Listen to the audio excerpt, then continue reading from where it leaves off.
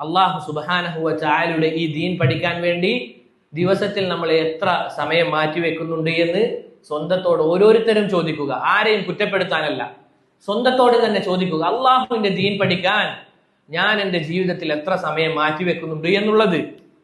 അത് മാത്രമാണോ? അള്ളാഹു നിനക്ക് ഖൈർ ഉദ്ദേശിച്ചിട്ടില്ല എന്നതിന്റെ അടയാളമാണ് നിനക്ക് ദീനിൽ അള്ളാഹു പഠിക്കാൻ അവസരം നൽകാതിരിക്കുക എന്നുള്ളത്. അള്ളാഹുവിന്റെ റസൂൽ സല്ലല്ലാഹു അലൈഹി വസല്ലമ പറഞ്ഞില്ലേ, മയ്യുരിദില്ലാഹു ബിഹി ഖൈറൻ യുഫഖിഹു ഫിദ്ദീൻ. ആർക്കാണോ അള്ളാഹു ഖൈർ ഉദ്ദേശിക്കുന്നത്, നന്മ ഉദ്ദേശിക്കുന്നത്, യുഫഖിഹു ഫിദ്ദീൻ, അള്ളാഹുവിന്റെ ദീനിൽ അവന് അവഗാഹം നൽകും. നിനക്ക് സമ്പത്ത് നൽകുമെന്നാണോ പറഞ്ഞത്? അള്ളാഹു നിനക്ക് ഖൈർ ഉദ്ദേശിക്കുകയാണെങ്കിൽ നിനക്ക് സമ്പത്ത് നൽകുമെന്നാണോ പറഞ്ഞത്?